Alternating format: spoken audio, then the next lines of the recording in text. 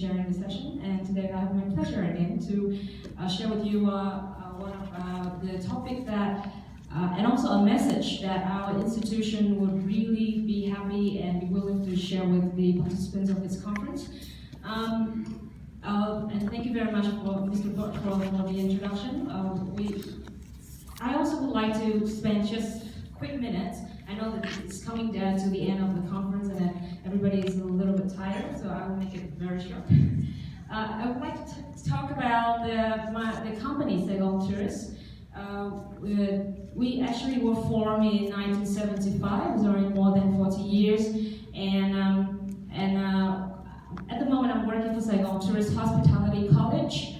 We are owned by Saigon Tourist Holding Company, but it's a very special model because Saigon Tourist is actually owned by the People Committee of Ho Chi Minh City, so it's a state-owned enterprise, but we run as a private model of an institution, of an education and training provider. And a very good news for us is that since the March of 2016, just from last year, we have just been merged with the first hotel. This is a wedding convention meeting center with 156 rooms and 10 functions halls. So it's really very beneficial for our training education because we have a place for the student to do their internship and job placement. So at the moment we're one of the institutions that have the hotel school models, and we're trying our best to utilize this model to support training and education. So that is about Saigon Tourist and about our college. In the future, we're trying to become a university because we are we're targeting at providing bachelor degree, university degrees. At the moment, we only provide the diploma degrees, and every year we got about 5,000 students studying, and we only specialize in training for hospitality and tourism. So today, we would like to share with you one of our topic in a very hot topic in human resources. I think from yesterday, we have been shared by a lot of professionals and investors, hotel developers, in a variety of contexts. We listen to the legal perspective, we listen to architectural perspective, we also listen to urban planning presentation. So there are a lot of contexts that we have been shared, a lot of perspective that we have been shared. But today I would like to focus on human resources issues in hospitality industry in Vietnam. I just would like to refer back to one of our speaker this morning, Mr. Kenneth Atkinson from the Grant Thornton. He was sharing that Vietnam at the moment is facing an issue that we're developing so fast, very rapid, for tourism and hospitality. You have seen all the figures and statistics that saying the tourism in Vietnam is facing a lot of issues in terms of environment, in terms of social problems, and because it's too fast, it's hard to sustain. One of the problems is it's hard to have enough or sufficient human resources to meet the demand, and for both quality and quantity. So today I would like to talk about this shortage in terms of vocational and skill shortage. I will also talk about the differences between vocational and skill shortage, but at the moment we have shortages in both vocational and skill. So our key points today, we just would like to cover two messages. And it's very lucky for us that in this conference we have the chance to encounter with enterprises.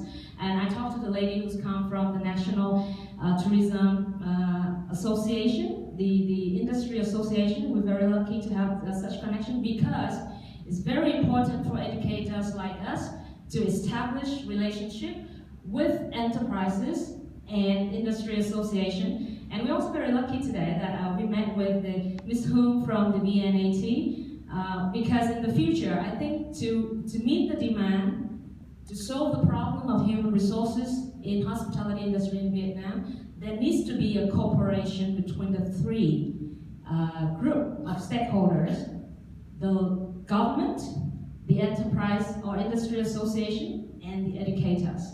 So that is our message today that we would like to focus on. We would like to call for help, and we use this opportunity to ask the enterprise to help us, to support us in providing sufficient and quality human resources.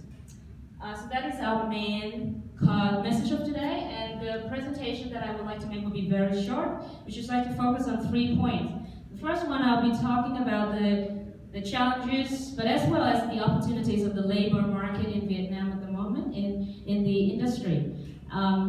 We will see that both opportunities and challenges are similar. So one situation in Vietnam could be considered as both opportunity and challenges for us. Second point, I would like to focus to a little bit further on the vocational and skill shortage or capability shortage in Vietnam hospitality industry. And finally, I would like to talk about a plausible solution that our institution has been recommended across conferences and in many different opportunities.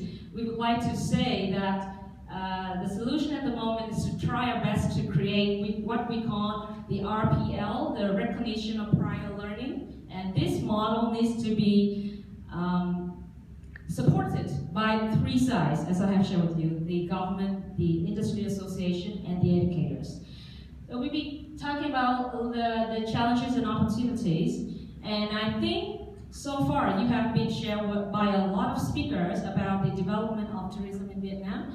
I wouldn't want to repeat all the numbers and figures. Everybody already got even the most updated numbers shared by Ms. Hương this morning and Ms. Ben this morning, more updated than my number. We got, my number is only that we got at the moment 10 million visitors to Vietnam in 10 months, but I think the most updated number was 11 million, so for 11 months of 2017. It's a big number. We are growing very fast. It's a 26% growth compared to last year, and it will continue to grow. It's an opportunity for Vietnam, but it's also a challenge for us, especially for educators like us. We're facing the issues that we don't have enough people to supply to the demand of the market. So I can share with you that every week we greet about at least 3 to 4 enterprises. They contacted us. They would like to visit our campus, and they would like to talk to our students. They would like to do the job interview right away at our institution. So we have enterprises such as international ones such as Star Cruise, Caravel Hotel, Starwood, Accor. They all are facing a shortage of human resources. So we can feel that. We can feel that every day.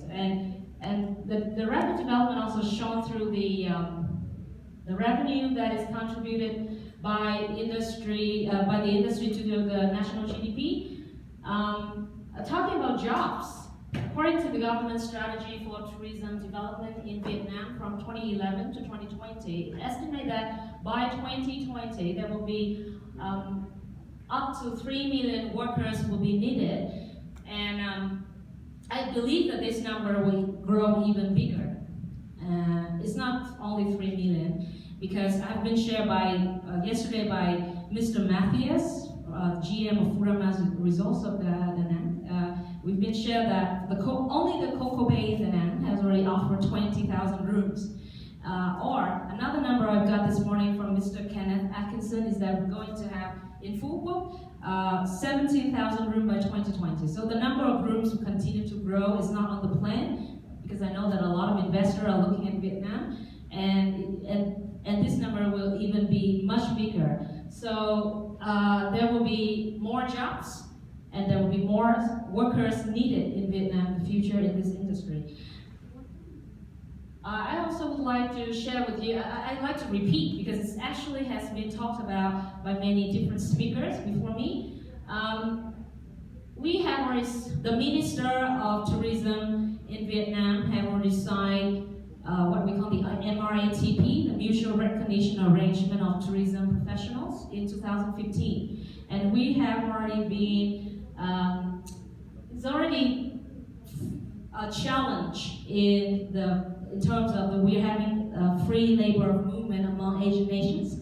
What I mean by that is in the future, Asian workers can travel across the countries in the region to work. And from our perspective, Vietnam is facing the challenge because we are at the moment lacking of, for example, levels of English, capability of communication in foreign language. We also at the moment have a problem in skill shortage. So in terms of these two, we're already facing the challenge of losing our competitiveness on the international labor market. Also, but we believe that at the same time is an opportunity for us to improve the quality of our training and also the quality of the tourism industry as a whole. So the MRATP actually has a very huge impact on across the institution, across enterprises, and we are trying our best to adopt the standards that are raised by the MRATP. Okay, I would like to talk a little bit about the one of the report that I have been shared, and I have it's by World Bank. It is called Skilling Up Vietnam. World Bank issued this report in 2014. They focus on across industry, but the issues across the industry seem to be very similar to tourism industry. At the moment in Vietnam, we're having a huge shortage in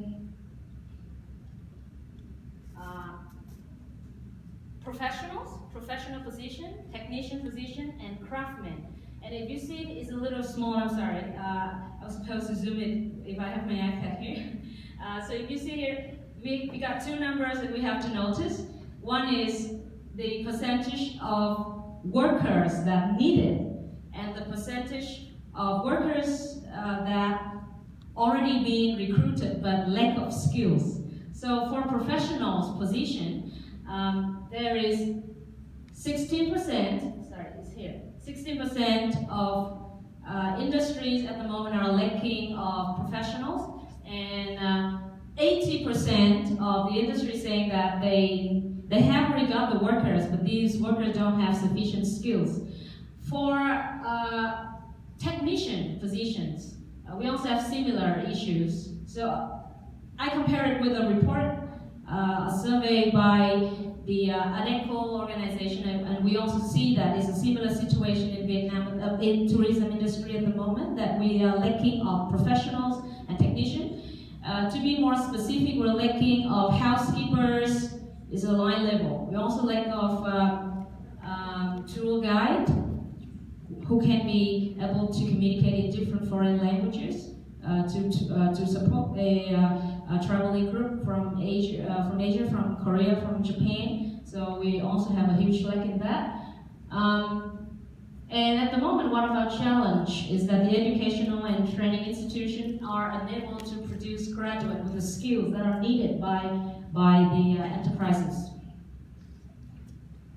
So now I would like to go a little bit more into more details about the vocational and capability shortage in Vietnam in this industry. And I just would like to distinguish between vocational shortage and capability shortage. What we mean by vocational shortage is scarcity of human resources with professional qualification shown through higher education or formal education and training accreditation. But what we mean by capability shortage is not actually referred to qualification or accreditation or degrees, no, but we actually refer to the soft skills that are needed for working, including all the interpersonal, and behavioral skills. It could be understood as the problem-solving skills, teamwork, communication skills, and other soft skills that are really required in today's context of work environment.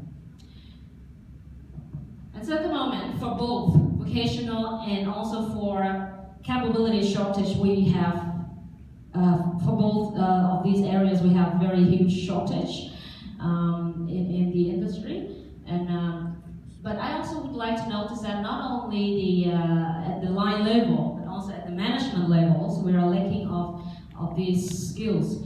So I talked to one of my colleagues, and she worked in a five-star hotel chain. She's the director of human resources, and she shared with me that the hotel have posted a lot of middle manager position, and they put up the job advertisement for already months, but it's still very hard for them to find the right candidate, and not a lot of people want to apply for the jobs.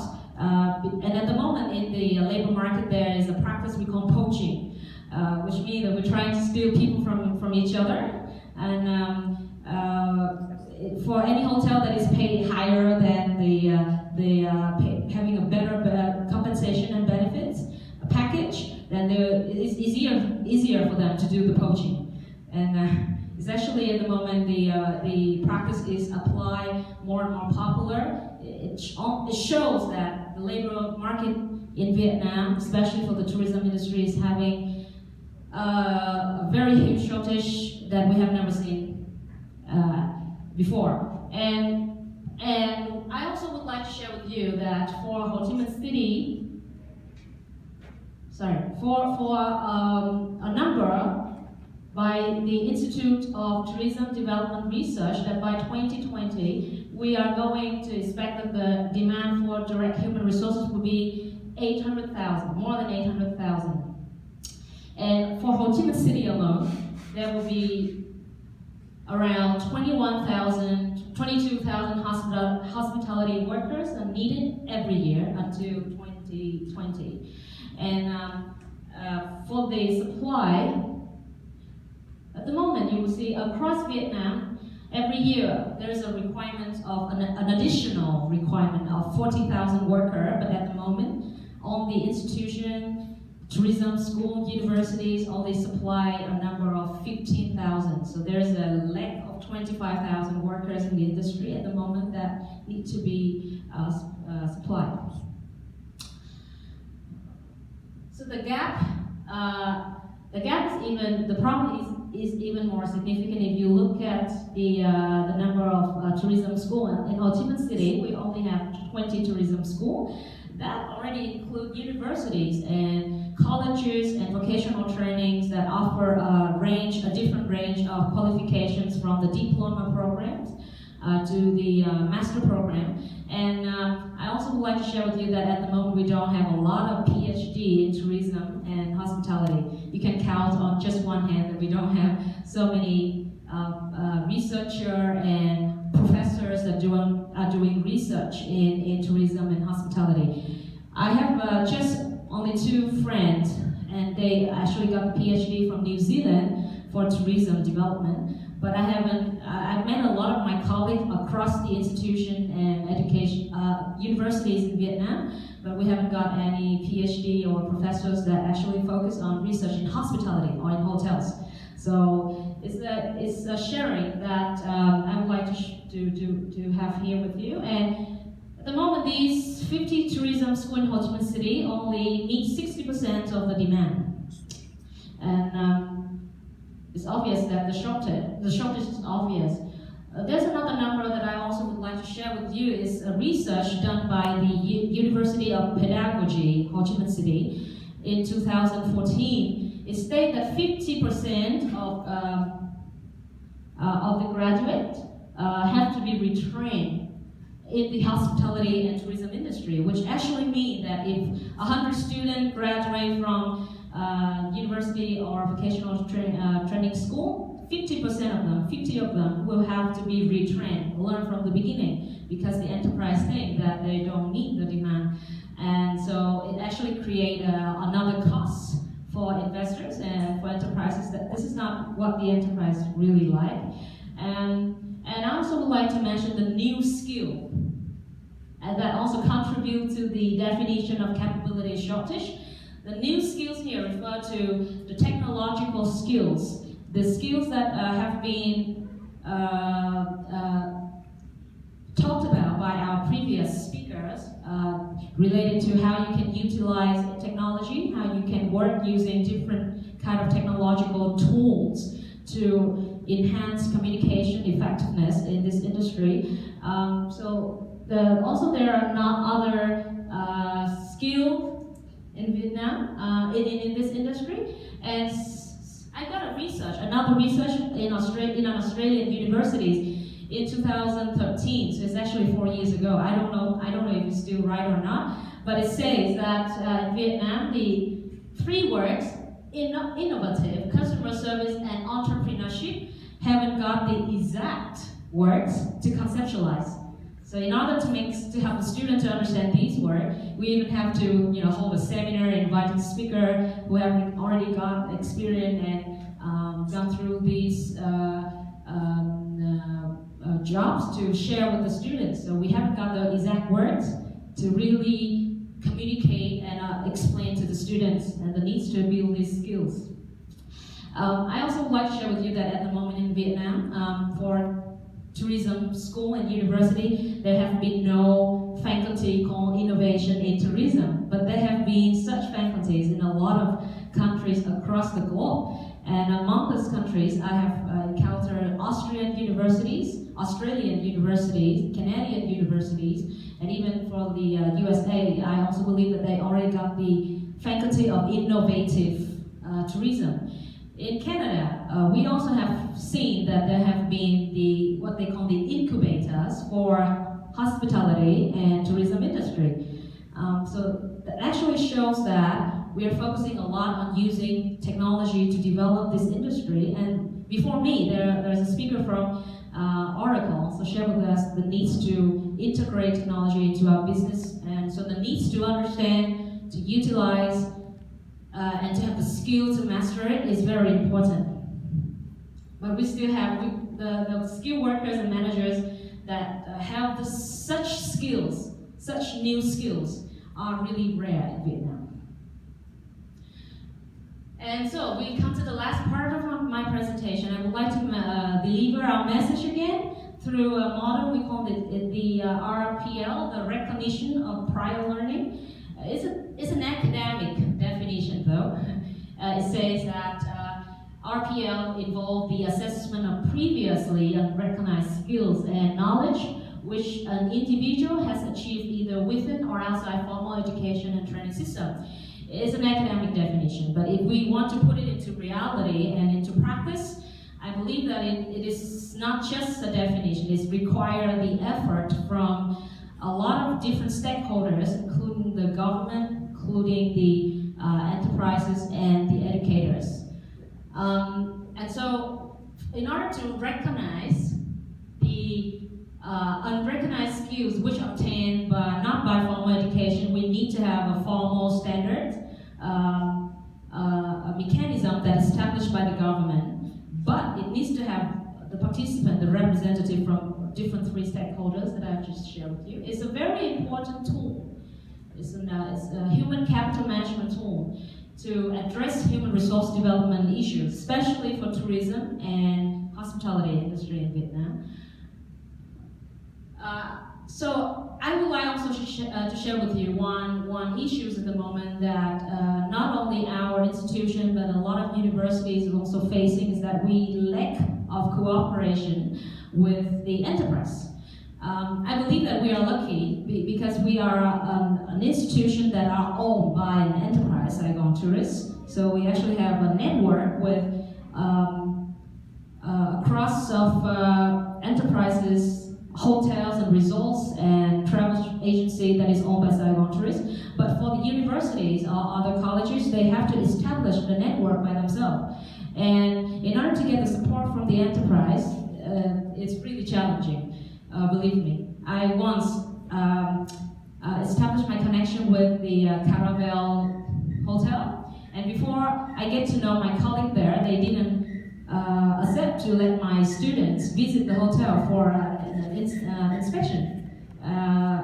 Or for other 5-star hotels, it's very hard to ask for permission to visit the hotel. And since we tried to establish and then we got a representative from Saigon Tourist to manage, to join the board of directors in Caravel Hotel, I started to have my connection with the Caravel Hotel, and we started to send our students there. not to do internship, but to do an inspection, to do a hotel tour, and to be shared by the real professionals, by different managers, even head of departments in Caravel Hotels, so that the students are inspired and also learn about the practical situations. And a lot of the universities and colleges, my colleague in those universities contacted me and asked whether we can help them to get the opportunity to visit the hotels. But most of the time, the hotels are very busy, and enterprises will always say that during high occupancy, we cannot allow students to come, and it's also an impact on the guest experience. So it's very, very difficult for us to get an opportunity for the students to learn about the real environment. But we're trying our best, and we are very lucky because among all of the enterprises, we got some connection with the hotels and resorts, in which the GM are very supportive and help us. But I think I would like to use this opportunity to call for help again. If we got the connection with the enterprise and you support us in educating, well, surely we'll have a more quality human resources in the future. It's a problem. It's the lack of cooperation between enterprise and education will cause a problem that we say we say that we have poor training quality, but it's actually not real. It's just that we don't have the practical training. Now, to solve this problem, the RPL is a very worthy option. But if we want to implement the RPL, we need to have a standard. So in the past, in 2007, we got an assistance from the European Union. The government in Vietnam has launched a project to design and develop national occupational skill. And the result of the project is the VTOS that we have in 2007. The Vietnam Tourism Occupational Standards, which are used for certifying, training, assessing, and certifying employees. Once again, we were very lucky that in 2013 we received the support from the EU again to revise the occupational standards.